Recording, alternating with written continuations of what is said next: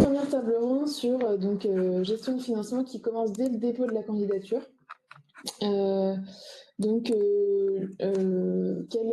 Quelles sont finalement en fait les grandes questions qui sont posées dans les dossiers de candidature, même si effectivement selon les différents programmes c'est pas les mêmes questions, c'est pas les mêmes plateformes, mais justement c'est l'idée de voir un peu les différences, sur quelles sont les parties ou les questions qui vous ont paru plus importantes à traiter, ou en tout cas qu'il fallait s'attarder sur plus de temps. Est-ce qu'il y avait par exemple des annexes à fournir de type, voilà, notamment souvent le budget, peut-être quelque chose pour se caler dans le temps, au niveau d'un chronogramme éventuellement. Et parce qu'en fait, on sait que le dossier de candidature, ça se prépare bien en amont, anticipé, et c'est quelque chose qui va permettre en fait de faire la base souvent d'une convention de projet. Donc voilà, c'est pour montrer que c'est quelque chose qui est assez important. Et donc, je peux passer la parole à Vincent Dessau du Centre Hélène Borel. Excusez-moi, j'ai oublié, j'ai oublié la partie de... Voilà, vous pouvez présenter vos projets, évidemment.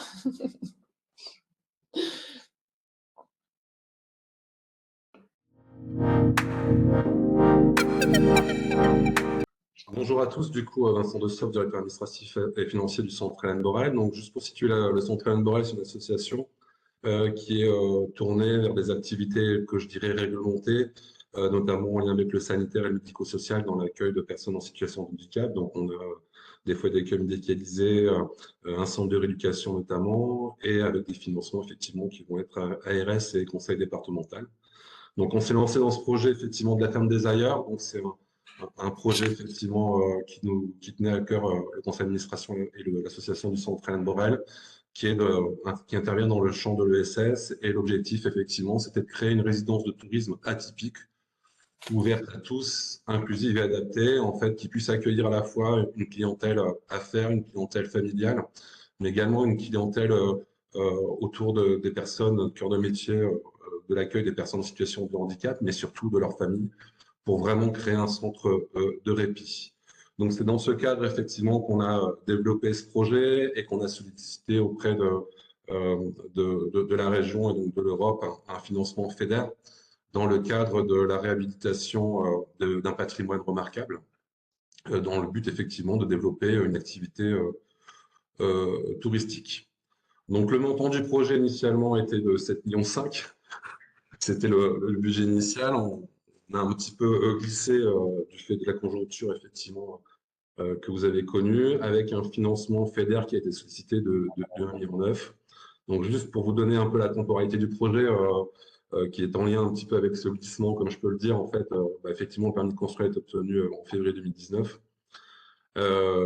Et l'ouverture au public a été réalisée, en tout cas, la commercialisation est intervenue au 1er mars 2024. Donc, à ce jour, il y a 19 logements modulables de 8 personnes, tout équipés, adaptés. Pas mal de salles bien-être, Nozelaine, salles de sport, spa, et puis des vélos en location et aussi des vélos adaptés. Et puis aussi une offre liée à l'organisation d'événements. Voilà, donc par rapport au projet. Donc, c'était vraiment pour vous situer le projet. Donc, dans la construction du projet, effectivement, il est très important, en tout cas, dès le départ, d'avoir une bonne structuration au niveau de la gestion comptable. Alors, l'avantage que l'on avait, nous, c'est qu'on était sectorisé. Et donc, dans la structuration comptable aussi, on a des créations de secteurs comptables et aussi la création de dimensions analytiques qui nous permettent effectivement de bien cibler l'ensemble des ressources et des dépenses qui étaient affiliées à ce projet. Voilà. Donc, du coup, effectivement, dès le départ, ça a été de créer un secteur comptable dédié, en tout cas, à ce projet, de manière à bien flécher l'ensemble des flux sortants et flux entrants liés à ce projet. L'autre enjeu majeur avant de bien parler de ce projet, c'était la complexité de notre projet. En fait, c'est qu'il y avait une partie dans ce plan de financement, dans ce projet, une partie réhabilitation et une partie construction neuve, en fait. Donc, c'est vraiment un projet assez complexe.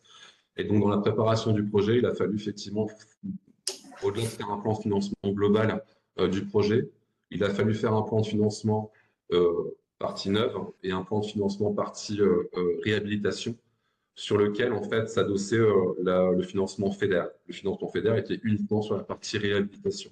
Donc il a fallu effectivement composer les deux, donc un plan de financement global segmenté en deux parties et un business plan du coup sur 20 ans qui était également segmenté en deux parties, un global, mais segmenté en deux parties avec une partie réhabilitation et une partie effectivement, je dirais, construction neuve. Voilà un petit peu les enjeux initiaux. Donc au niveau de notre association, l'avantage c'est qu'on s'est un peu réparti les tâches. Moi sur la dimension financière, on s'est fait un peu aider aussi par Welcome Rock, je ne sais pas si tu peux citer Vanessa Géin, qui nous a bien aidé sur la création, en tout cas la réalisation de la candidature. Et on avait effectivement une responsable d'événements, Isabelle Schumacher, qui était en charge du projet en collaboration avec la direction générale. Voilà pour ma partie. Merci. Du coup, on peut enchaîner avec Simon Dimbard du CRAGEP. Tu peux présenter le projet en général et puis après, sur le dossier de candidature, comment ça s'est passé, tout ça. Oui, alors bonjour à vous. Donc effectivement, Simon donc du CRAGEP. Alors on est sur une coordination donc régionale associative jeunesse et éducation populaire. Donc en fait, Provox, c'est un programme d'appui aux activités de jeunesse autour de la participation des jeunes. Donc ça peut être des conseils de jeunes, des budgets participatifs, des soutiens des politiques locales de jeunesse, etc. Et donc globalement, le CRAGEP porte en fait un programme qui vise à créer des événements, soit d'outillage auprès des acteurs jeunesse, socio-éducatifs au sens large, avec du partage de ressources, de la co-construction de méthodologies, de ressources, etc. Ou des événements de participation qui associent des jeunes, des acteurs socio-éducatifs et des décideurs pour soit notamment co-construire ou alimenter des politiques publiques existantes, notamment régionales, ou créer par exemple des outils et des ressources. Alors, bon, ça du coup c'est au niveau de Provox de manière générale, et Erasmus+ a la particularité en fait de financer en fait vraiment des activités en fait en nombre de participants essentiellement, donc en nombre de participants par événement. Et donc effectivement, c'était assez intéressant, on va dire, pour des activités de participation, des activités de jeunesse, du coup, de solliciter le fonds Erasmus+, sachant que le fonds qu'on sollicite, c'est un fonds de participation des jeunes et qui a la particularité de pas d'avoir, enfin, il n'y a pas besoin d'avoir d'obligation d'effectuer des mobilités en Europe ou à l'international. Donc, on peut effectuer des activités vraiment en local, en France, donc ça, c'est vraiment la plus-value. Et puis après, effectivement, les points d'attention, c'est voilà, d'avoir un calendrier prévisionnel, en tout cas dans la projection qui est la plus détaillée possible. L'avantage, c'est que c'est un fonds, enfin, l'objectif, c'est vraiment d'aller vraiment à fond dans le détail de la prévision, des dates, des horaires, voilà, de tout le programme d'activité, de quelle pédagogie, etc. on utilise. Mais le réalisme final peut être un peu différent, quoi. Et ça, c'est pas, voilà, c'est pas très grave, on l'explique en fait dans le rapport final. Et après, c'est un fonds qui a la particularité d'être vraiment sur le forfait. Donc, si vous voulez, vous avez trois mécaniques essentielles. Vous avez 500 € par mois. Donc, si par exemple le projet il dure 24 mois, vous avez 500 € de frais de soutien en fait à la gestion. Après, vous avez un forfait événement, donc qui est de 100 € par personne et par événement. Donc, par exemple, si vous faites un week-end, voilà, vous invitez des élus, des jeunes, hop, à travailler sur tel ou tel sujet, par exemple sur la transition écologique. Et du coup, ça, voilà, il y a un forfait de 100 € par personne et par événement. Et puis après, il y a un forfait sur les mobilités. Si par exemple, on effectue des rencontres entre plusieurs groupes de jeunes, par exemple de centres sociaux, dans la région des Hauts-de-France, on va avoir un forfait mobilité qui est un forfait kilométrique. Voilà, donc kilomètres, on tombe par exemple à 67 € et ainsi de suite. En fait, il y a des barèmes. Voilà. Et donc tout ça nous permet effectivement, voilà, là on avait demandé donc sur 2023-2024, on avait demandé 56 360 €, donc qui était sur 2 ans. Et puis dernier détail, c'est des projets qui peuvent se faire sur 3 mois ou de 3 à 24 mois. Donc voilà, ça permet aussi une souplesse en termes de reporting. Et sur la trésorerie, alors c'est un fonds qui est assez intéressant, alors même si les montants sont pas énormes, puisque 80% est versé en fait à la signature de la convention et les 20% donc au solde. solde final. Voilà, essentiellement. Puis après, on a des fonds complémentaires, hein, donc du conseil régional et de la direction régionale académique jeunesse, engagement sport, voilà, qui nous permettent un budget d'environ 100 000 € sur le projet. Ouais, sachant qu'au CRADEP, vous émargez sur d'autres financements européens du programme Erasmus+, avec d'autres logiques de montage budgétaire. Tout à fait. Donc, on a notamment du FEDER sur effectivement un projet autour du numérique, de l'éducation à la citoyenneté numérique. Donc là, qui est voilà, une toute autre mécanique. Et donc là, au niveau des collègues, on a donc les collègues au niveau du service comptable administratif qui du coup qui gèrent un peu qui gèrent en fait les deux conventionnements européens en parallèle. Et donc sur Erasmus+, le gros du travail, c'est surtout en fait les feuilles d'émargement. Il n'y a pas forcément besoin de justifier donc du temps de travail, etc. Il n'y a pas non plus besoin de présenter un budget réalisé. C'est vraiment au forfait, quoi. Donc au forfait de nombre de participants et de mobilité, et donc au forfait mois. Donc voilà, donc c'est essentiellement les feuilles d'émargement. Et puis moi, je m'occupe de tout le compte rendu méthodologique, pédagogique, donc de vraiment de rentrer dans les questions de la plateforme. Sur la dépose en fait à la candidature, bon, globalement, c'est de la méthode de projet assez classique. Là où ils insistent énormément, c'est sur la place des jeunes, donc la participation effective des jeunes. Donc ils y sont. Il faut vraiment être assez armé là-dessus. Et après, c'est sur la diffusion, l'impact, la pérennité en fait de l'action. Donc le fait qu'effectivement la participation des jeunes va s'articuler avec des politiques publiques, avec un équipement de jeunesse structurant, avec des dynamiques structurantes et dans la durée. Voilà, c'est surtout ça qui permet effectivement de gagner des points à la candidature lors de la dépose. C'est aussi pour terminer, alors sur les fonds Erasmus+, c'est des projets donc qui peuvent être portés individuellement, enfin en tout cas par un seul porteur de projet, ou en collectif partenariat. Donc il y a aussi possibilité effectivement d'avoir des montages partenariaux. Voilà, alors bon, il y a aussi d'autres financements Erasmus+, notamment de mobilité, donc de mobilité soit pour les jeunes, soit de mobilité apprenante par exemple pour les travailleurs jeunesse. Et puis il y a aussi des fonds, on va dire complémentaires, je pense notamment au Corps européen de solidarité. Voilà, donc qui sont un petit peu d'autres modalités, mais en tout cas qui sont en direction des jeunes et des acteurs jeunesse de manière générale.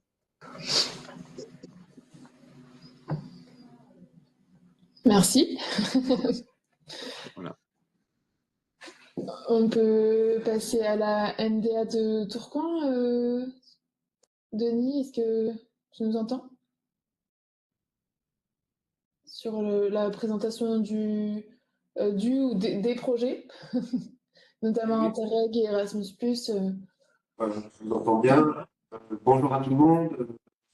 Je suis avec Céline, une collègue qui vient d'arriver. Bonjour, je suis Céline Monteau, je suis chargée de projet animation de réseau associatif à la MDA de Tourcoing. Ça fait quelques mois que j'ai pris mon poste et je m'occupe des projets européens, dont livre que Denis va présenter tout à l'heure, et aussi un autre projet Erasmus qui est sur égalité hommes-femmes dans le milieu associatif. Je vais faire ça. Au niveau de la MDA de Tourcoing, effectivement, ça fait maintenant quelques années qu'on a développé une stratégie autour des fonds européens. Donc, je salue Marion qui a été aussi une collègue ici à la MDA de Tourcoing sur cette question fonds européens.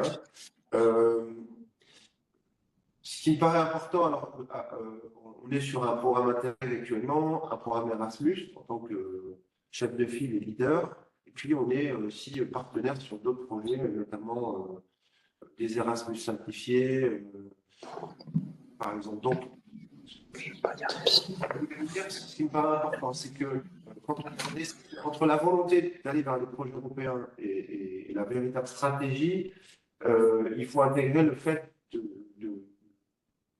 que ça prend du temps, mais c'est une question de la durée. On l'a vu tout à l'heure avec l'association Borel, c'est 5 ans, mais 5 ans de travaux, de projets financés, mais toute la réflexion avant, elle existe aussi. Donc, entre le moment où on décide de se lancer et le début du projet, puis ensuite le projet en lui-même, c'est un temps assez long, le projet européen. Et donc, quand je dis ça, c'est aussi, dans ce qu'on a eu, c'est que sur les 2 projets d'intérêt qu'on a obtenus, à chaque fois, on a fait un premier dépôt qui est retoqué, entre guillemets, et on redépose sur la base des préconisations qui nous sont faites. Ça nous a servi de leçon à chaque fois, et je le partage facilement. Sur les Erasmus, c'est pareil. On dépose, on est noté de manière assez précise. Ça, c'est vraiment une qualité de l'évaluation des projets en Europe, qui sont notés 4-5 pages qui permettent d'évaluer le projet. Et si la note n'est pas assez élevée pour obtenir le projet, on peut tenir compte des remarques qui sont faites et redéposer sur la base des préconisations qui ont été faites. Et ça, quand on l'a intégré, c'est pas un échec. On ne vit pas comme un échec, on le vit juste comme une étape dans le projet pour redéposer et l'obtenir. Mais ça rajoute du temps. Donc il y a ces questions, la durée, je pense, qui est importante à intégrer quand on veut se lancer dans le projet européen. C'est qu'entre le moment où on décide et le moment où on va toucher effectivement l'argent, on va se lancer dans le projet, il peut y avoir un certain temps. Ça, il faut l'intégrer assez vite. Ensuite, quel objectif on poursuit? Est-ce que ça va être soutenir des mobilités? Est-ce que ça va être soutenir des consortiums? Est-ce qu'on a envie de travailler avec d'autres? Est-ce qu'on a envie de travailler seul? Est-ce qu'on veut travailler sur une dynamique transfrontalière? Voilà. Quel fonds pour soutenir quel projet? On voit bien, là, tout à l'heure, c'est la construction de bâtiments, la rénovation. Nous, on est plutôt sur des projets en consortium avec d'autres partenaires. On est sur des projets de construction d'outils, on est sur des projets de mobilité. Ce n'est pas du tout les mêmes projets. Et le projet Interreg, c'est 4 ans et c'est la coopération transfrontalière. C'est encore autre chose. Donc, il s'agit d'intégrer aussi dans l'association une culture du consortium, du travail ensemble. Pour le coup, c'est vraiment quelque chose qu'on a intégré aussi. Et cette culture du consortium, de savoir travailler avec d'autres, cette année, on a testé sur des réponses en consortium sur des projets nationaux, pas des projets européens.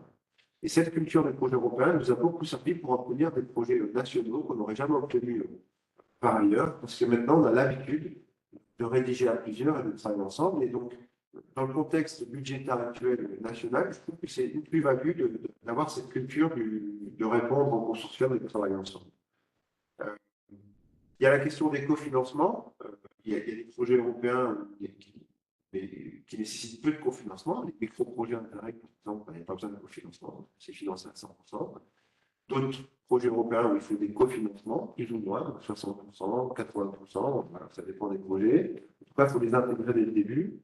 Et ensuite, il y a la question du versement. Simon l'a indiqué tout à l'heure, Erasmus, on a une avance au départ du projet. Interreg, là, celui qu'on vient de débuter, on aura les premiers versements 18 mois après le début du projet. Donc ça, c'est aussi, il n'y a pas de règle commune suivant le projet Interreg. À chaque fois, c'est un peu spécifique. Au moment de se lancer, il y a aussi la place qu'on va prendre dans un projet. Est-ce qu'on va être chef de file? Est-ce qu'on va être leader? Ce n'est pas la même chose dans un projet. Je conseille toujours de débuter peut-être en étant juste partenaire pour prendre le mécanisme et après peut-être prendre la place de chef de file. Ce qu'on mesure aussi, nous, depuis plusieurs années maintenant, c'est qu'on se crée une réputation européenne. C'est intéressant parce qu'il faut capitaliser dessus. C'est-à-dire que quand on se lance sur un projet européen, il faut imaginer que ça va se poursuivre dans la durée pour la structure. Il faut l'ancrer dans le projet de la structure et il faut l'ancrer dans le process de l'équipe. Et à l'interne, on va mettre en place une organisation qui va nous permettre petit à petit de poursuivre notre projet parce qu'on va avoir une réputation européenne. Au plus on va monter le projet et on va être bien noté, ce qui est notre cas depuis plusieurs années, on a de bonnes évaluations, eh bien, je pense que quelque part, au moment de l'instruction des dossiers, ça joue. Le fait d'avoir réussi des dossiers, d'avoir été au bout, d'avoir été bien noté dans l'évaluation, au niveau de l'instruction, ça donne confiance et ça permet de capitaliser aussi sur les projets qu'on a déjà montés pour en déposer des nouveaux. Donc, ça fait partie d'une stratégie, encore une fois, à long terme, d'ancrer dans son projet les financements européens au service de son projet. Donc là, nous, ça finance on a un axe sur la transition écologique qui a été financé par le projet Erasmus. On a un axe sur l'égalité homme-femme qui est financé par l'Erasmus. On a un axe sur la valorisation du bénévolat qui est financé par Interreg. On a un axe jeunesse qui est financé par de l'Erasmus. Donc, dans notre projet, on a plusieurs axes et à chaque fois, chaque axe est soutenu par un financement européen avec d'autres financements plutôt nationaux.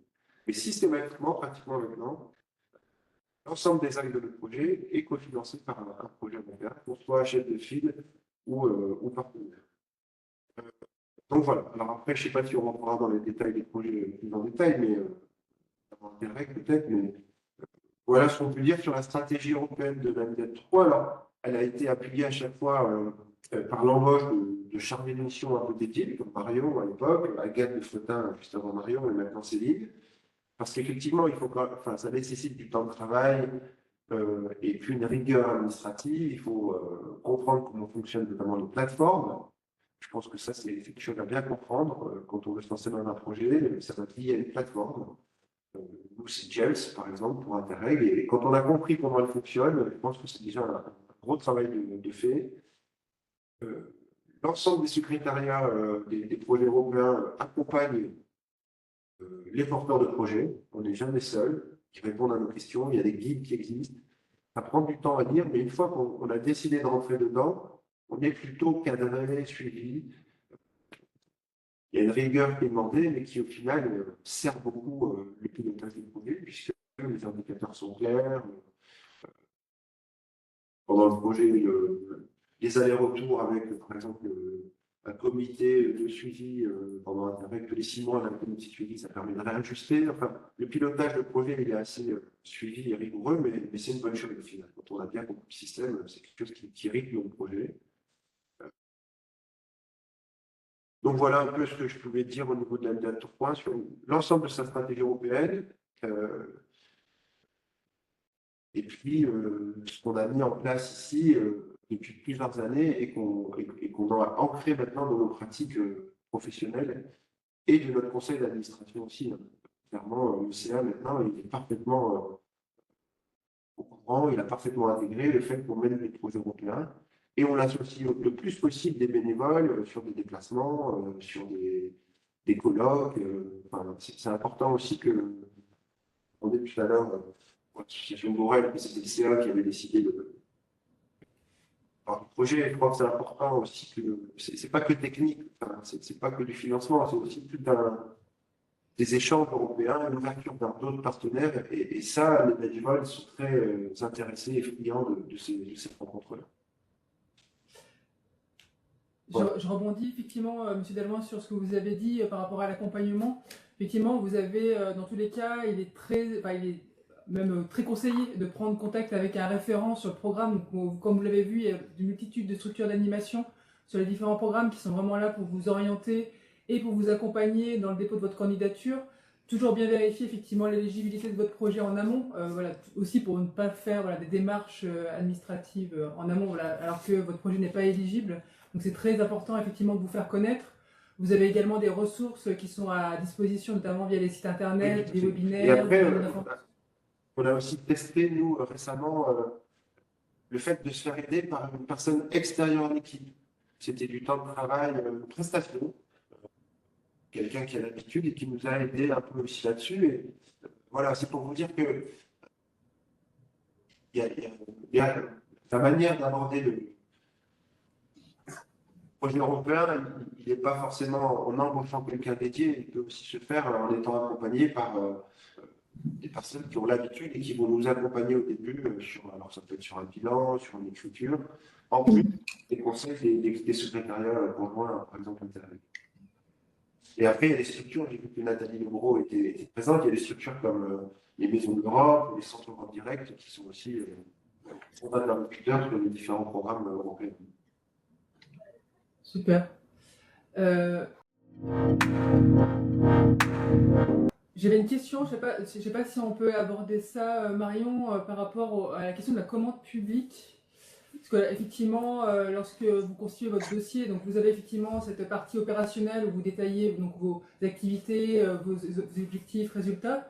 Vous avez aussi les parties financières, administratives. Et effectivement, il y a certaines associations qui sont soumises aux obligations de commande publique.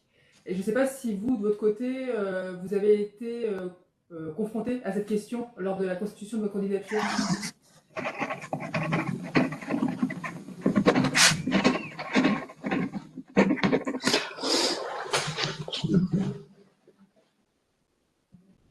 sais pas si ça a été une question ou pas forcément. Si, complètement.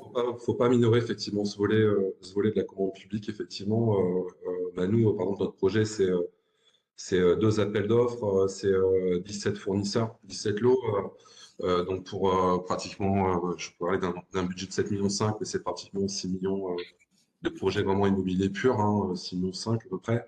Donc effectivement, il faut absolument aussi effectivement bien respecter l'ensemble des règles associées à cette commande publique, mais je dirais au départ, pendant, et puis jusque la fin, en fait, jusque effectivement la demande de le solde du final. Il faut absolument respecter effectivement tout ce process, sachant qu'au niveau de la région, en tout cas, même si effectivement le dialogue est important, effectivement, en tout cas, l'ensemble des éléments et des pièces sont vraiment scrutés, que ça soit à partir de l'obtention de la subvention jusqu'à effectivement son versement. Il y a vraiment la nécessité de respecter l'ensemble des règles liées à la commande publique. Et aussi de manager du coup effectivement nos partenaires.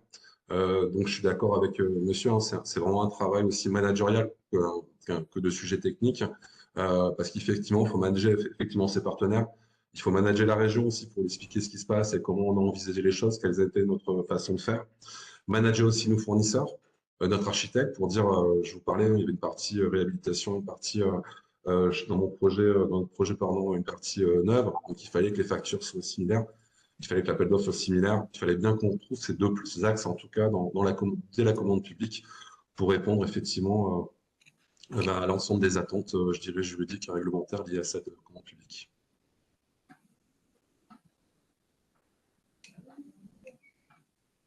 On vous a mis quelques critères, effectivement, si vous souhaitez, de votre côté, en tant que participant, regardez déjà si vous pouviez être soumis. Après, bien sûr, vous pouvez tout à fait aborder cette question avec le service qui est en charge du programme.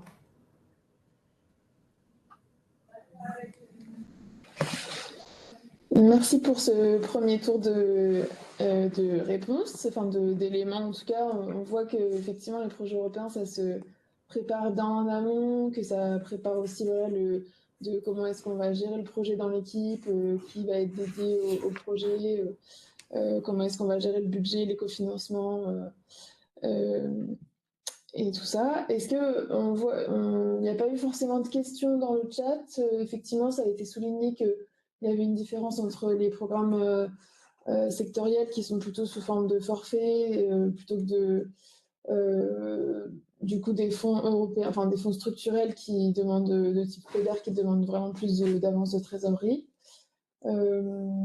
Si vous avez des questions, n'hésitez pas. Sinon, on peut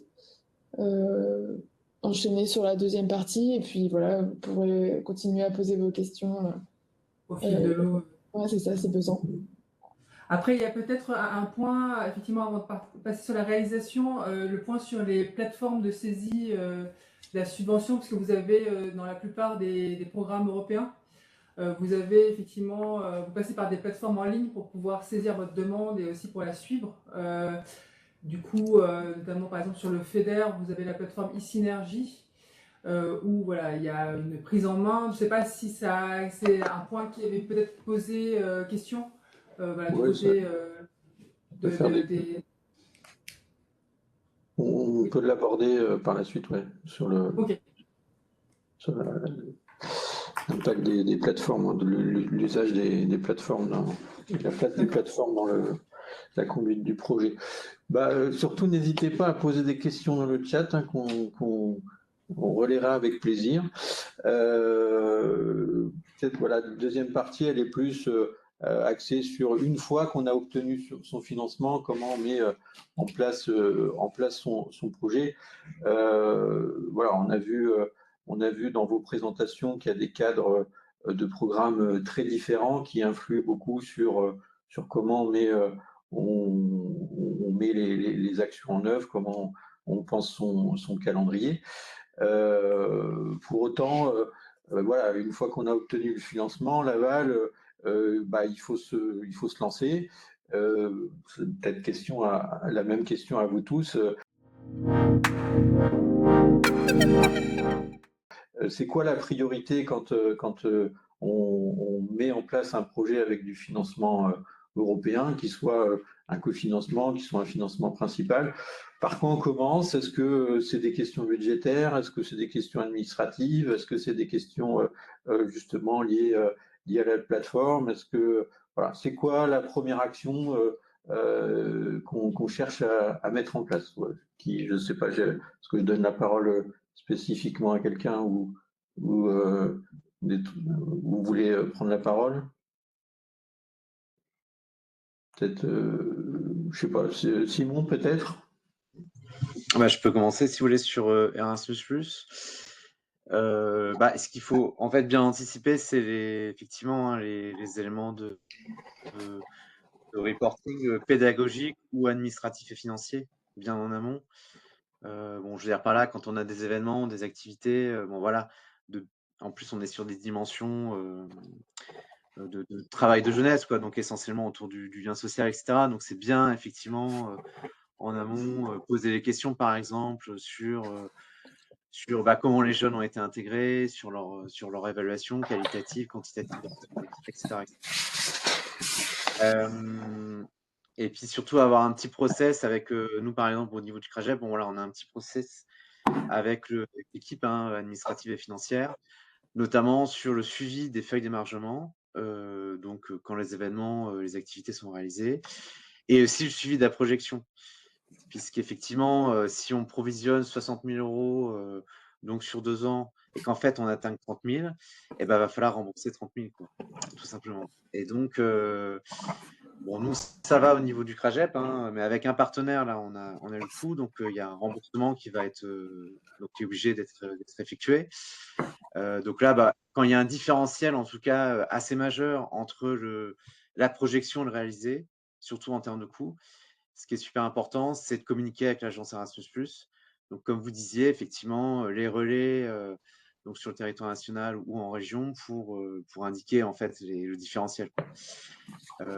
Souvent, il y a des solutions, on va dire, on ait plus de temps, par exemple, pour rendre la candidature. Il y a des solutions d'aménagement qui peuvent être faites entre les différents budgets d'activités qu'on s'est répartis. Par contre, effectivement, si à la fin, au forfait, sur les différents forfaits, on n'atteint pas le montant, voilà, on est amené à rembourser. Ça, c'était sur l'aspect financier. Et puis sur l'aspect pédagogique, ouais, effectivement, c'est assez long, quoi, parce qu'il faut faire un peu la différence entre le prévisionnel et le réalisé. Et il y a quand même pas mal de questions autour de l'impact, comment les jeunes ont été associés, l'écart entre le prévisionnel et le réalisé, ne serait-ce que dans les livrables, etc. Et l'impact aussi, quelle pérennité, quoi. Donc il y a pas mal de questions aussi autour de la pérennité. Donc disons qu'il faut l'avoir un peu en tête, quitte à avoir effectivement des petits documents de travail un peu en work in progress, en tout cas sur l'Erasmus+, pour pas se retrouver voilà. À la dépose, pour donner un ordre d'idée, un Erasmus+, là, comme sur Provox, on est à peu près à 60 pages écrites, vraiment en taille 10, voilà. Et on est à peu près pareil en fait au bilan. En termes d'éléments qualitatifs à produire. Et puis après, c'est plein d'annexes, effectivement, des activités réalisées avec les feuilles d'émargement. Mais donc voilà, il y a un peu de travail, effectivement, de rédaction à prévoir, quoi. Donc de ton témoignage, c'est bien maîtriser tout ce qui est les éléments de reporting. Donc en fait, là, ce qu'on va amener sur la plateforme de gestion du dispositif influe beaucoup sur la mise en œuvre du projet. C'est ça. Et puis de bien projeter, puisqu'effectivement, là par exemple, on va en redéposer un là au 12 février pour des actions qui commencent soit après l'été ou à la fin de l'année, voire après en 2026. Donc forcément, quand on travaille avec des jeunes ou des acteurs jeunesse, entre le prévisionnel et le réalisé, autant vous dire que les dates, les lieux, les outils d'animation, ils ont certainement changé, c'est même sûr. Mais ça, c'est pas très grave. Par contre, faut bien suivre la projection pour au moins bien atteindre du coup le montant qu'on a demandé. Donc voilà, il y a un petit travail de bien projeter, de bien en fait mettre en synergie son programme d'activité pour que du coup, par rapport à ce qu'on a demandé, on atteigne bien le montant. Voir un peu plus. Et ce qui est important, pour finir, voir un peu plus, parce qu'en fait, l'agence au bilan, peut en fait enlever aussi des activités qu'ils considèrent pas valorisables, ou en tout cas qui sont un peu plus annexes ou connexes. Donc en plus, voilà, en général, il faut justifier un petit peu plus pour être sûr d'atteindre le montant qu'on a demandé. Est-ce que ça vous amène à créer des tableaux spécifiques de suivi, tableaux de bord globaux, plus spécifiques à la gestion des activités, plus spécifiques au budget? Alors sur Erasmus+, j'ai pas eu besoin. On avait des feuilles d'émargement qu'on saisissait en fait au fur et à mesure sur la plateforme. On n'a pas eu ce besoin forcément de créer des tableaux. Par contre, sur le pédagogique, oui, pour un peu saisir un peu au fur et à mesure. Mais en termes de feuilles d'émargement, pas spécialement. Ok, merci. Peut-être même une question du coup à Vincent sur le côté FEDER. C'est quoi les premières étapes par quoi on commence sur la mise en œuvre des projets liés à ces fonds, sachant que donc là on est sur un financement européen qui s'inclut dans un projet plus large avec un financement plus large. Complètement. Donc effectivement, en tout cas, il faut un bon dialogue avec les personnels de la région pour bien comprendre effectivement les différents attendus, les différentes méthodologies à déployer, que ce soit sur la partie administrative, liée aux achats, liée au suivi financier. Voilà. Et ben, je dirais, c'est lors du dépôt de la candidature jusque la fin, quoi. Il faut vraiment qu'on ait cette même méthodologie, en tout cas, qui puisse perdurer, parce qu'effectivement, même si au niveau de nos établissements ou même au niveau de la région, les gens peuvent changer, la méthodologie, elle reste commune, en tout cas, et elle reste tout au long du projet. Nous, la première base sur la dimension plus financière qui m'interpelle, effectivement, c'était, on a très vite identifié qu'au-delà du plan de financement, il a fallu réaliser effectivement un plan de trésorerie pour vraiment identifier les décalages qu'il pouvait y avoir entre la rentrée des ressources et les dépenses. Et effectivement, selon les modalités de financement, donc ce projet-là, il est porté à plus de 55% par l'association en propre. Et après, effectivement, il y a des subventions publiques comme le FEDER ou l'ANS et d'autres apports privés, hein. On a été chercher aussi des fonds privés pour boucler effectivement pour le financement. Donc l'idée, c'était en fonction du prévisionnel de travaux, c'était vraiment de se dire à quel moment on va décaisser et à quel moment on va encaisser, et d'identifier effectivement ces gros décalages qu'il pouvait y avoir.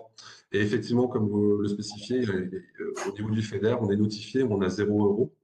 On a possibilité de faire une première demande d'acompte.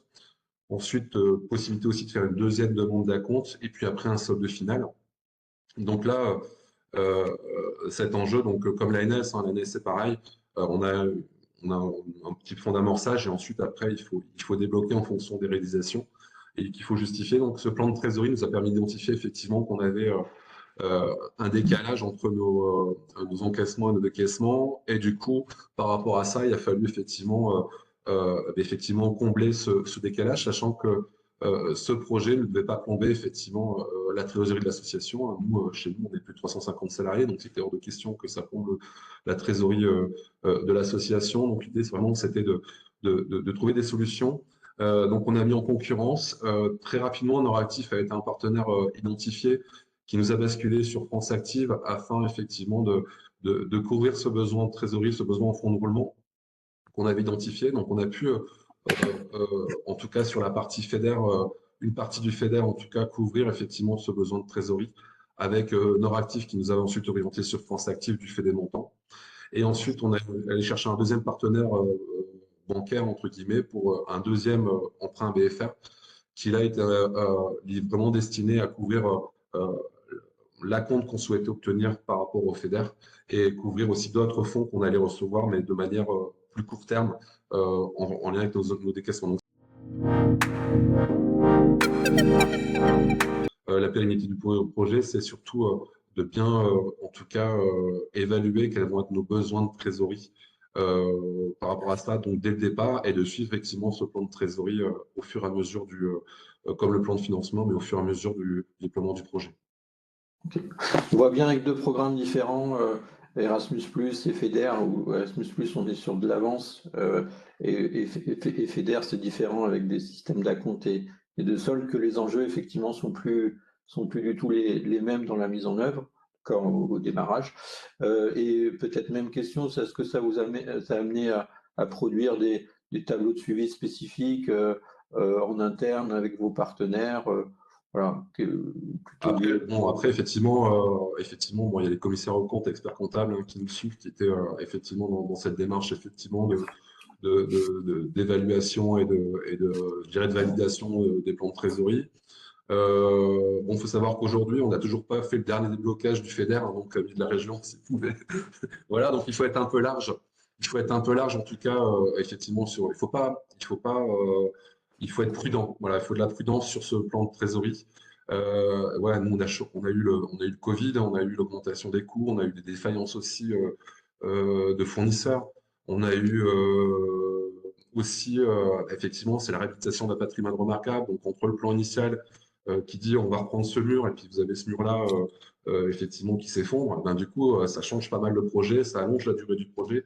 Donc, il faut une certaine prudence, en tout cas, dans cette appréhension. Donc, effectivement, des tableaux de bord, des points réguliers pour effectivement, mais du coup, qui peuvent être enfin, en tout cas, qui peuvent être rassurants si on met quelques marges par rapport à cet ensemble. Voilà, des marges de prudence. Ok.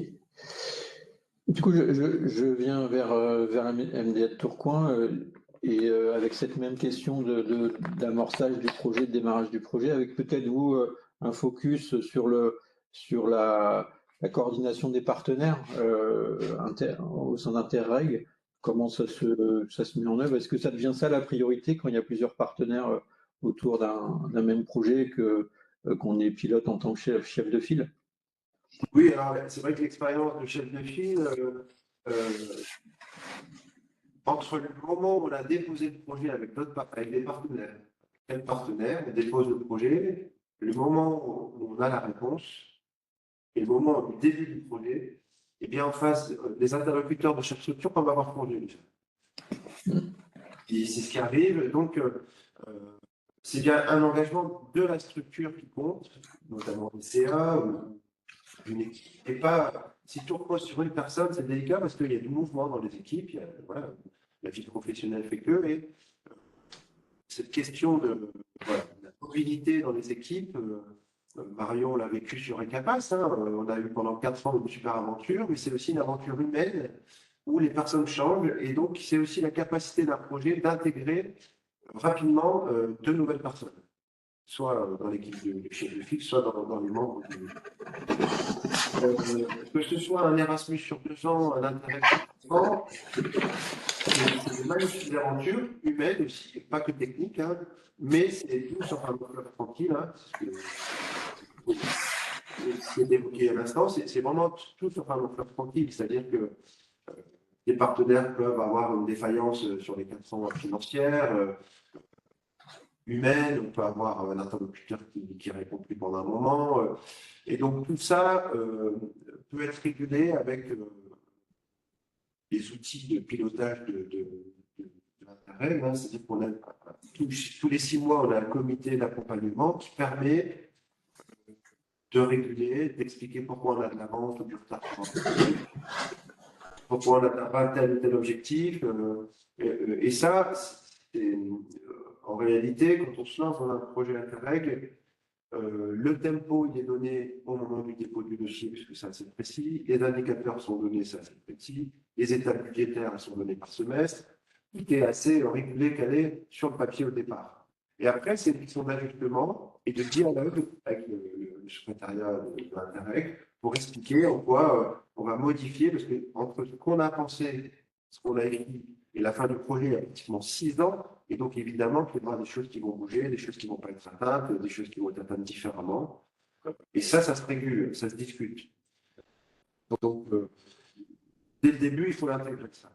Il y a cette question d'animation de consortium qui est importante. Donner le niveau de rigueur à chacun des partenaires important, puisque quand on dépose à chaque semestre nos rapports d'activité, il faut que chacun ait la même administratif, sinon ça retarde l'ensemble du consortium. Avec au final que ce soit sur Erasmus avec la production d'outils, par exemple sur TEDA, transition écologique des associations, avec Recapas, la reconnaissance et la qualification des parcours associatifs avec Interreg, on a à la fin des outils de qualité. Ça, il faut le dire. Il y a une fierté d'avoir construit, je vois le bâtiment qui a été construit, c'est pareil. On atteint quand même, par contre, au final, même si ce n'est pas les objectifs peut-être qu'ils avaient été écrits au début du projet, on a des livrables, on a des outils, on a des résultats de qualité qu'on n'aurait pas forcément atteint avec d'autres projets sous-financés ou pas financés dans la durée. C'est sûr que c'est un marathon, des fois, c'est long, il y a des temps forts, des temps faibles, mais la satisfaction finale, à chaque fois, nous, elle est très forte. Sur les Erasmus jeunesse, c'est pareil, on a atteint des résultats avec les jeunes très satisfaisants, avec des résultats sur des parcours de jeunes, avec des résultats sur des parcours, des modifications du territoire. Donc ça, c'est important de le dire, c'est que c'est des efforts, il faut rentrer dans des process qu'on n'a pas l'habitude, il faut se taper des fiches pratiques, il faut rentrer dans les plateformes GEMS, comprendre comment ça fonctionne. Mais quand on a intégré ce processus, eh bien, au final, c'est quelque chose qui vaut le coup. Parce que ce qu'on obtient comme résultat à la fin, c'est des résultats de qualité et qui sont partageables et qui, dans la durée, qui perdurent. Recapas, les outils qu'on a créés, moi avec Marion, on les utilise pratiquement chaque semaine ici parce qu'ils sont pertinents, ils sont bien construits, ils sont utiles, ils sont disponibles. TEDA, les outils qu'on a fait sur la transition écologique, vendredi après-midi, on les présentait encore à la région Occitanie. Donc, voilà, c'est aussi une manière, après, d'essaimer, de se faire connaître et de faire vivre ces outils de qualité. Donc, nous, sur Interreg, il y a la question au départ de mettre tout le monde en ordre de bataille et de l'animation des partenaires. Ça, c'est sûr, quand on est en consortium, quand on est chef de file, il y a quand même cette idée de donner le tempo. Alors, Mario a su le faire aussi à l'époque. Il faut être à la baguette, sans donner des ordres, voilà, parce qu'on est chef de file, ça veut dire qu'on est chef de tout le monde. Donc, c'est un vrai boulot de management, de structure et d'outils. Et du coup, sur ce côté management aussi des partenaires, travailler avec des partenaires, est-ce que ça amène à un travail spécifique autour administratif? Est-ce que la discussion suffit ou est-ce qu'il faut ancrer des relations dans une convention, par exemple, une convention un peu spécifique? Un accord de consortium, on entend souvent ces mots-là? Ça, sur Interreg, c'est de fait, quand on dépose le dossier, la convention reprend un peu tout ça. Sur Erasmus, c'est pareil, quand on est en consortium.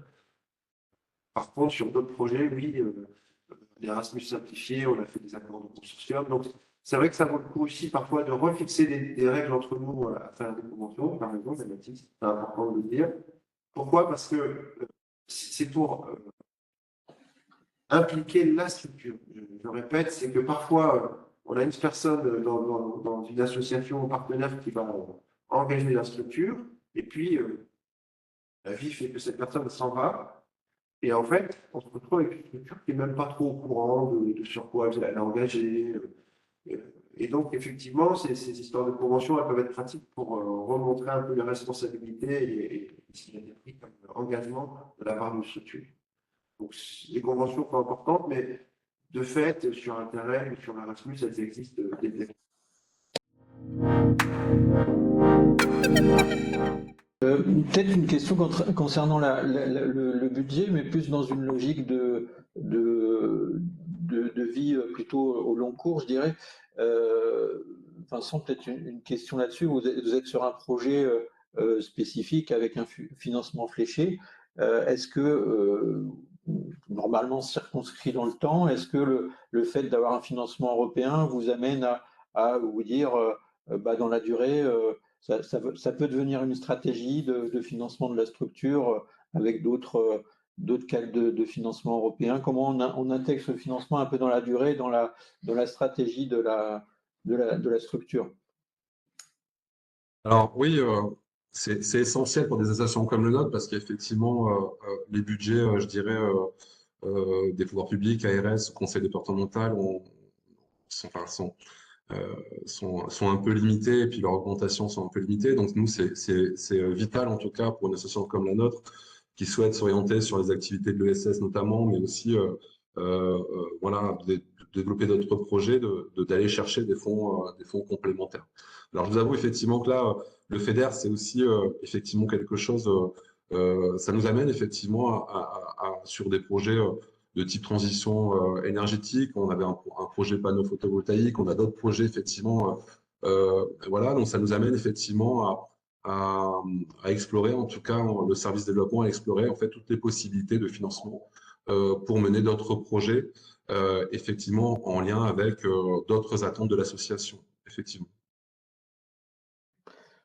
Denis, peut-être un témoignage là-dessus, comment on gère ces financements dans la durée, parce que là, vous êtes sur des financements multiples, de différents programmes, cette stratégie aussi budgétaire pour la structure, comment ça se passe? C'est tout à fait juste. C'est vrai que comme on a inscrit, tu dis, une stratégie avec les fonds européens pour soutenir l'ensemble des axes de notre projet associatif, en complément d'autres fonds nationaux,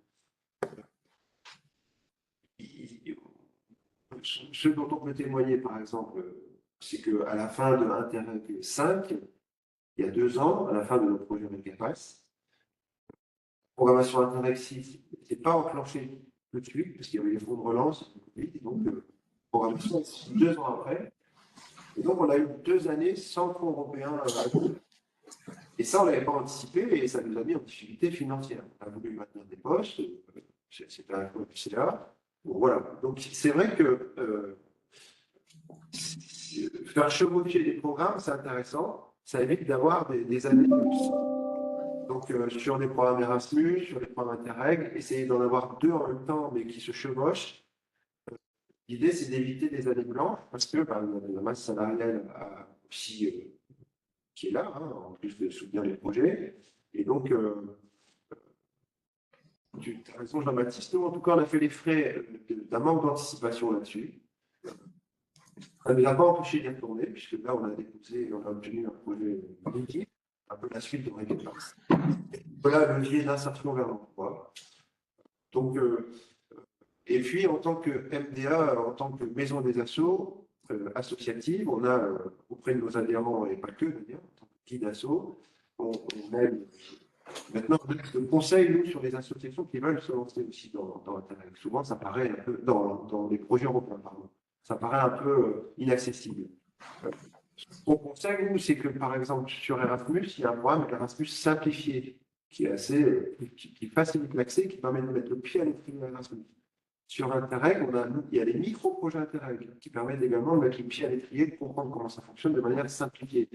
Donc, on peut aussi aider et conseiller, au même titre que les maisons de l'Europe ou les centres Europe Direct.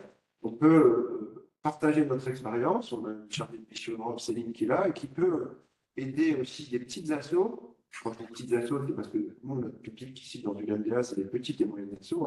Nous, on a 10 salariés. Se lancer dans les projets Interreg parce qu'ils sont aussi destinés aux petites et moyennes assos et pas aux grosses structures. Donc, mais avec le conseil que tu soulignes, Jean-Baptiste, d'avoir une stratégie, quand ça va s'arrêter, qu'est-ce qui va se passer? Attention d'anticiper un peu la fin des fonds pour redéposer et faire en sorte que ça puisse se rendre assez vite et pas avoir Du coup, Simon, peut-être sur Erasmus K1, l'action clé numéro 1, c'est une autre logique budgétaire. Ma question, ce serait, est-ce qu'on devient un peu dépendant des financements européens? Aussi, dans ta présentation, tu mettais en avant des cofinancements, parce que les fonds européens, ça a vocation à cofinancer des actions et pas. Et ça, c'est une des grandes philosophies des budgets européens, c'est d'être cofinanceur. Alors, comment ça marche, cette question du cofinancement et de ce renouvellement constant de projets nécessaires, de financement nécessaires? Là, effectivement, en tout cas sur l'équilibre budgétaire, la part en fait d'Erasmus+ devient largement majoritaire. En 2025, là, on repasse sur un an. Alors, on voit bien l'intérêt de passer 2 ans à 1 an pour effectivement avoir un peu plus de marge de manœuvre. Donc, on arrive à 60 000 € Erasmus+, et 25 000 État-région. Puis après, quelques autres fonds articulés notamment avec une plateforme numérique de participation citoyenne. Mais globalement, voilà, on arrive à 100 000 €. Et effectivement, sur 100 000 €, il y a 60 000 € par Erasmus+, qui globalement couvre en fait de manière assez cohérente la RH, quoi, en tout cas les frais salariaux, quoi. Donc la question, c'est effectivement enfin, en tout cas, c'est une question qu'on se pose, quoi, en termes de modèle économique, puisque pour le moment, en tout cas, sur cette action du CREGEP qui est Provox, on n'a pas encore mené forcément de réflexion de fond sur notamment d'autres sources de financement, hein, la prestation de services, l'accompagnement par exemple de collectivités territoriales, etc., autour de la participation des jeunes. Mais c'est effectivement une question qui se pose au regard du poids en fait que ça prend dans l'action. Alors ça, c'est pour Erasmus+. On a une autre action autour du FEDER, là, sur la citoyenneté numérique. Là, leur part à eux est encore beaucoup plus forte. On est près des 80 ou 90%, en fait, à la fois des 2 salariés au niveau du CRAGEP qui coordonnent, qui pilotent, mais aussi des 10 personnes coordinatrices, donc 2 par département. Voilà, ça prend une part, en tout cas, largement majoritaire dans les coûts dans les RH, quoi. Donc effectivement, pour répondre à la question, bah oui, clairement, on est aujourd'hui, enfin, sans Erasmus+, il y a un certain nombre d'actions qui est grandement mis en difficulté, ou en tout cas, ça suppose bah, voilà, changer complètement le modèle économique, aller clairement sur notamment de la prestation de service, effectivement. Enfin, en clair, pour le dire à gros traits, Provox deviendrait un cabinet de consultants sur la participation citoyenne, à effectivement vendre du conseil d'accompagnement des collectivités, des entreprises ou des associations. Ça, c'est sûr si on n'avait pas Erasmus+. Enfin, si on voulait en tout cas maintenir le modèle.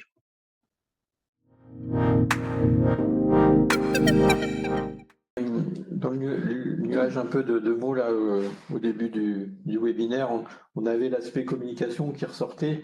Peut-être un mot là-dessus. En termes de communication, qu'est-ce que vous pouvez mener? Est-ce que c'est très contraignant la communication autour d'un projet européen? Est-ce que voilà, vous avez des choses un peu spécifiques à dire là-dessus? Oui, non? Je donne la parole. Vincent, peut-être? Ouais, non, c'était pas. Bon, il faut effectivement, dès le début du chantier, il faut effectivement que l'ensemble des partenaires, notamment la région et l'Europe, soient indiqués.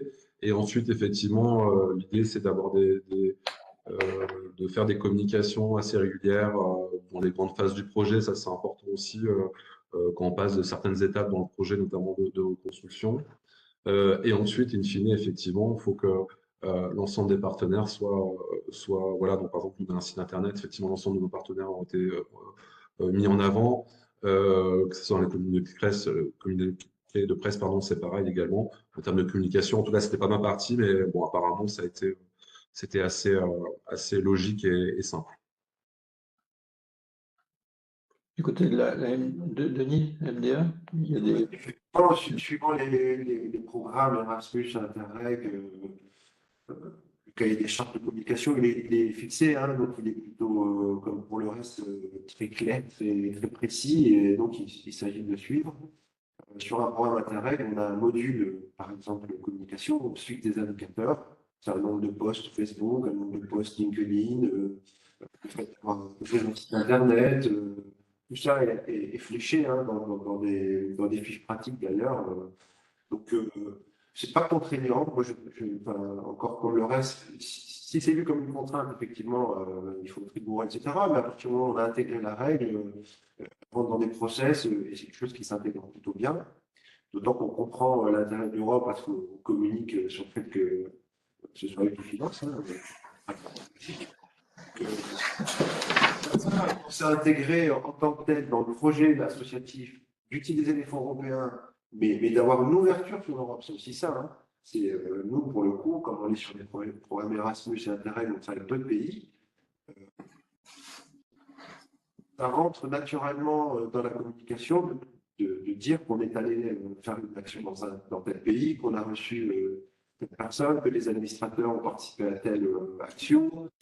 C'est une value, c'est un plaisir, c'est des temps forts. Moi, je trouve que chaque fois qu'on reçoit ou qu'on va quelque part, c'est un temps fort.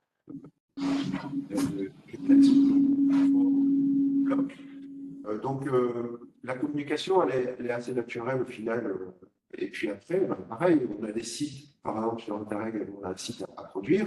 Le site Récapace, il est très consulté encore maintenant. Donc, c'est une vraie plus-value d'avoir eu à faire ce site, c'était dans le cahier des charges. On va devoir en faire un pour BIDIV. Et puis le site TEDA, Transition écologique de l'association, il est hyper consulté aussi. On regarde les statistiques régulièrement. Le projet est financé. Et donc, ça faisait partie des objectifs de communication fixés par le programme. Et c'était une bonne chose d'avoir eu à le faire. Donc, c'est des contraintes, mais qui ont du sens, quoi. Donc, c'est pas un problème. Et Simon, sur Erasmus+, il y a une autre approche ou c'est à peu près la même chose? Effectivement, il n'y a pas d'obligation, en tout cas, d'activité de communication en tant que telle. Enfin, de mémoire, c'est laissé libre aux porteurs de projet. Par contre, effectivement, il y a le cadrage des logos, etc. Et de bien informer visuellement, oralement, je soutiens. Mais après, voilà, à ma connaissance, il n'y a pas d'obligation d'activité de communication en tant que telle, si ce n'est de bien restituer le projet, sous la forme et les modalités qui paraissent cohérentes, en tout cas, dans le projet. Voilà, la diapo rappelle là, la communication autour notamment les fonds structurels, alors qui s'est simplifié en 2024 où il est juste à mettre le logo cofinancé par l'Union européenne accolé au logo de la région Hauts-de-France. Voilà. C'est vrai qu'il y a une règle assez simple et qu'il faut juste penser à adapter à tous les supports et toutes les formes de communication qu'on peut avoir autour des projets. Il y a un autre aspect dans la gestion des projets européens, sur la partie administrative, budgétaire, qui peut être un peu redouté. C'est voilà, les gestionnaires de programmes peuvent mettre en place des audits. Alors, les 3 témoins qu'on a aujourd'hui, je crois que vous n'avez pas connu ce genre de contrôle, d'audit pendant projet ou après projet. Je me trompe ou c'est bien le cas? Oui. Non, personne n'a eu d'audit. Hein. Mais voilà, c'est une possibilité aussi pour les gestionnaires de programmes d'avoir un contrôle sur les financements qui sont pas du tout systématiques. Hein. La preuve, on a des différents porteurs de projets européens qui n'ont pas connu, certains depuis longtemps, ils n'ont pas connu ces audits-là. Mais voilà, peut-être une question comme ça. Est-ce qu'on s'y prépare à ces audits? Est-ce que on fait en sorte d'être bien à jour sur ces processus pour pouvoir y répondre de manière la plus simple possible, ou est-ce que on verra bien en temps voulu? Peut-être, je vois que Vincent souhaite intervenir. Peut-être Dominique peut peut-être apporter un petit cadrage sur les différents types d'audits et de contrôles au préalable, peut-être pour mettre un peu reposer les bases effectivement de ce qu'on attend et ce qu'on entend dans le cadre d'audit et contrôle. Oui, enfin rapidement, il y a les contrôles qu'ont évoqué les participants de contrôle tout au long de votre projet. À chaque remontée de dépenses, sont un peu les contrôles classiques. Et après, il y a effectivement l'audit qui peut intervenir longtemps après la fin du projet. Donc, c'est d'où l'importance de bien tout archiver, de conserver l'histoire du projet, de bien se souvenir depuis la candidature de pourquoi on a écrit ça, pourquoi on l'a fait comme ci, comme ça, puisque un auditeur peut revenir sur tous les éléments et il va partir de l'optique qu'il n'est au courant de rien, qu'il ne connaît pas votre projet et qu'il faut pouvoir répondre à toutes ces questions, autant sur la communication que sur les remontées de dépenses. Et il est donc important de bien tout cadrer, puisqu'ils répondent à des pistes d'audit, donc quel que soit le montant de la subvention et quel que soit le programme, on va vous poser en général toujours les mêmes questions. Et, même si si votre projet n'est pas concerné, il faut répondre que non, votre projet n'était pas concerné, mais il ne faut pas s'étonner qu'ils posent des questions qui ne correspondent pas à votre projet. La procédure est contradictoire, donc vous aurez un rapport provisoire de l'audit auquel vous pourrez répondre avant que le rapport final ne soit établi. Mais voilà, il ne faut pas craindre cette étape-là, il faut juste effectivement la garder en tête pendant toute la vie de votre projet, puisque c'est souvent des processus un peu aléatoires, hein. On tire un projet au hasard dans la liste des projets subventionnés. Au sein de ce projet, on va tirer un des partenaires, et puis c'est pas forcément le chef de file qui est audité, c'est le partenaire en question. Donc ça demande aussi à vos partenaires, si vous êtes chef de file, de bien les sensibiliser à cet aspect-là. Merci Dominique. Vincent, vous vouliez dire quelque chose sur ce sujet? Non, mais oui, effectivement, quand tout à l'heure je parlais de méthodologie, effectivement, les règles du jeu, du départ et du milieu et puis de la fin sont bien connues, hein, parce qu'effectivement, le projet ne s'arrête pas à la fin de la construction et la justification de l'ensemble des dépenses. Il se poursuit. Comme le disait Madame Legros dans les commentaires, effectivement, les fonds européens, c'est un vrai levier. Si on n'avait pas fait ça, effectivement, le projet, pas sur du court terme, mais aussi sur du long terme, n'aurait pas été viable. Donc, on a bien en tête les règles du jeu, en tout cas, qui sont associées à ça. À savoir également que nous, effectivement, dans ce projet, on a eu la chance un petit peu comme on a développé une activité dans le champ de l'ESS, une activité fiscalisée, et que nous, on est plutôt dans des activités non fiscalisées. On a eu la chance, en tout cas, d'avoir un petit contrôle fiscal, en tout cas, parce qu'effectivement, on demandait pas mal de remboursement de TVA. Donc, quand on parle d'audit, il y a effectivement l'audit les contrôles qu'il peut y avoir de la part de la partie de l'Europe, mais il peut y aussi, en tout cas, ou de la région, mais il peut y avoir aussi des audits de l'administration fiscale sur certains projets. Voilà, donc ils viennent vérifier effectivement. En tout cas, deux choses, hein. La première chose, qu'on est bien structuré au niveau comptablement et que l'ensemble des fonds dont on demande le remboursement de la TVA, en tout cas des dépenses pour lesquelles on demande le remboursement de TVA, sont cohérents. Et puis, dans un deuxième axe, vérifier que le projet, son orientation est bien ouverte, en tout cas à une activité fiscalisée, c'est-à-dire qu'elle s'adresse vraiment à la règle des 5 P, en tout cas que ça reste vraiment une clientèle assez large et que pas une clientèle captive. Voilà, donc ça c'était le premier écueil. Et deuxième écueil aussi, donc en lien avec l'administration fiscale, c'était un contrôle de l'impôt sur les sociétés. Donc là, c'était plutôt sur la dimension des ressources, du coup, effectivement, affiliées à ce projet. Et donc, du coup, effectivement, en tout cas, tout ça, au-delà de l'audit, en tout cas, qui peut être réalisé par l'Europe, on peut aussi avoir des audits de l'administration fiscale. Et c'est pour ça que, en tout cas, ce séminaire, il est intéressant pour vraiment, pour l'ensemble des projets, d'avoir une bonne segmentation, d'avoir une bonne traçabilité dans l'ensemble des éléments administratifs, de manière à ne pas avoir de surprise pendant, avant, et puis surtout après. Voilà.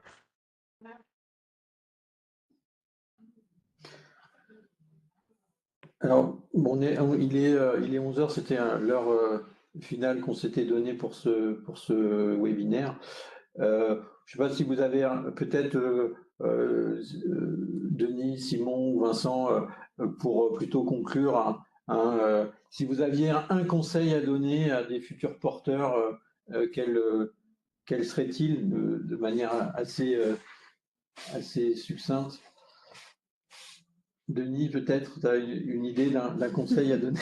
Pardon, une question. Ce qui vient en tête, là, c'est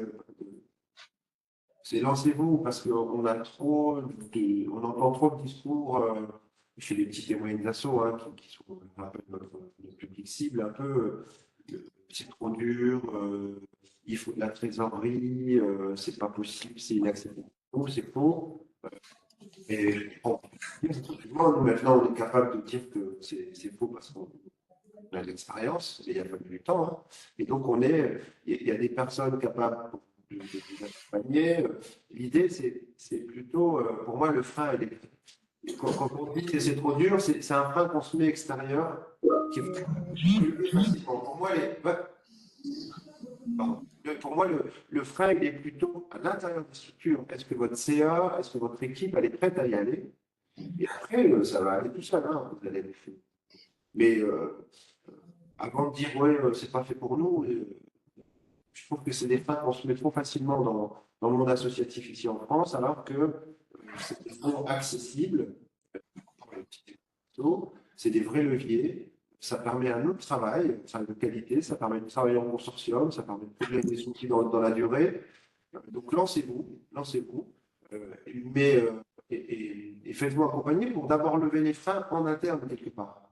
Ne pensez pas que les freins sont seulement liés à la structuration des fonds européens. Alors, certes, nécessite de la rigueur, certes, c'est administrativement lourd, mais quelque part, c'est très structuré et c'est plus structuré que certaines subventions en France. Voilà.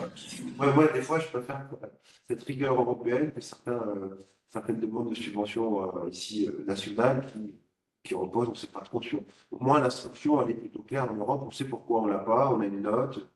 Moi, ça me plaît plutôt bien. Donc, lancez-vous. Ok. Simon, un conseil? Pour compléter, je pense que ça suppose de cultiver un certain sens de la projection, quoi, y compris de la projection un peu stratégique. Donc c'est pas difficile, hein, mais je pense que voilà, ça suppose aussi pour compléter ce que dit Denis, de prendre le temps de se projeter aussi individuellement, collectivement, en tant qu'organisation, sur plusieurs mois, plusieurs années, et donc voilà. Enfin, en tout cas, c'est d'essayer de se projeter. Enfin, je trouve que c'est un bon levier pour aussi se projeter sur plusieurs années et aussi dans un développement d'activité, etc. Et Vincent, vous aviez un peu conclu votre dernière intervention avec une forme de conseil. Est-ce qu'on garde celui-là? Non, mais j'aime bien l'image de Denis, en tout cas, sur l'histoire du marathon et d'aventure humaine, en tout cas. Je dirais que c'est plutôt un trail, parce que c'est un peu plus à la mode, avec des montées, des descentes, avec des montagnes. Et c'est un travail collectif. C'est un travail collectif, effectivement. La région est aidante. En tout cas, il faut effectivement bien appréhender l'ensemble des paramètres. Nous, on a la chance de l'association d'avoir plusieurs compétences, en fait, qui sont vraiment associés, que ce soit sur la partie achat, la partie patrimoine, la partie développement, la partie financière. Enfin, ça s'est bien cumulé. Mais ouais, c'est un travail. Alors des fois, ça fait peur. On se dit on va pas y arriver. Mais à la fin, quand on arrive qu'on dépasse la ligne d'arrivée, on est plutôt content. Et puis ça fait monter en expérience énormément, quoi. Voilà, donc c'est une belle expérience. Voilà, avec des montées, des descentes, des montagnes à passer, des cols, et effectivement, ça demande de la projection.